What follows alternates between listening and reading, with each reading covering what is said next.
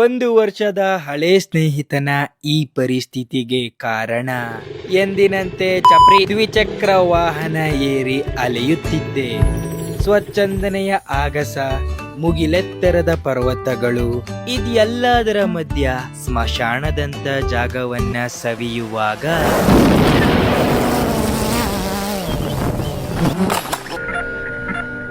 ಭೂಮಿಯೊಳಗಿನ ಪದರಗಳು ಚಾಲನೆಯಾದಂಗಾಯಿತು.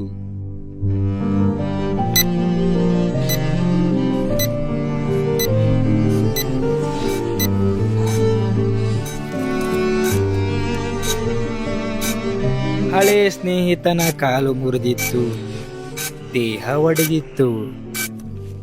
ಸಪ್ಪೆ ಮೊರೆ ಹಾಕಿ ಸ್ಮಶಾನದಿಂದ ಹೊರಟೆ. ನೇಪಾಳದ ಮೇಕೆ ದಾರಿ ಗಡ್ಡ ಬಂದ್ಬಿಡ್ತು.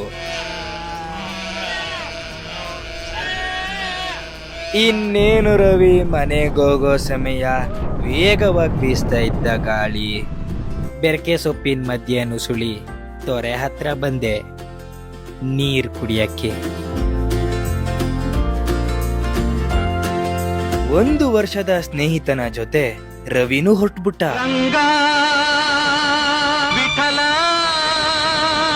ಎಲ್ಲಿ